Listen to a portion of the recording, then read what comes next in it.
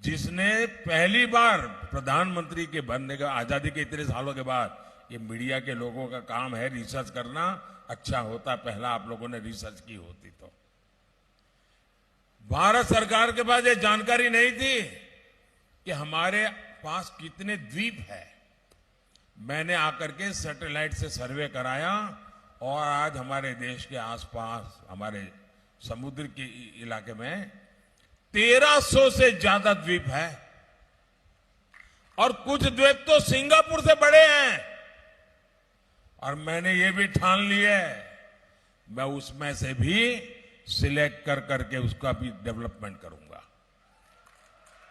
ये टूरिस्ट को कहीं इधर उधर जाना नहीं पड़ेगा, दुनिया के टूरिस्ट के लिए यहां जगह बन जाएगी।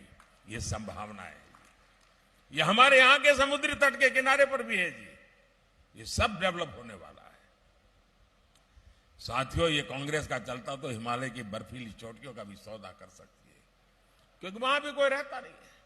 कांग्रेस की सदा खतरनाक सोच से देश को सावधान रहना है। साथियों, कांग्रेस जब तक सत्ता में रही देश की सुरक्षा को दांव पर लगाती रही।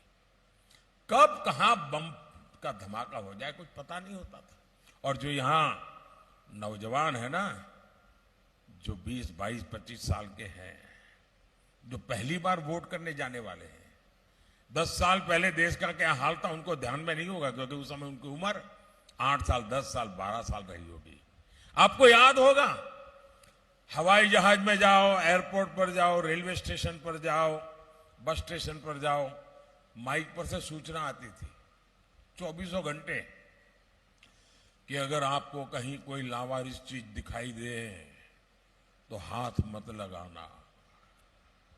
कहीं कोई लावारिस बैग पड़ी है तो पुलिस को जानकारी देना, हाथ मत लगाना। कहीं कोई टिफिन का डिब्बा है, कहीं कोई बड़ा खिलौना पड़ा है, हाथ मत लगा। क्यों? डर रहता था बम का धमाका होगा, उसमें बम रखा होगा।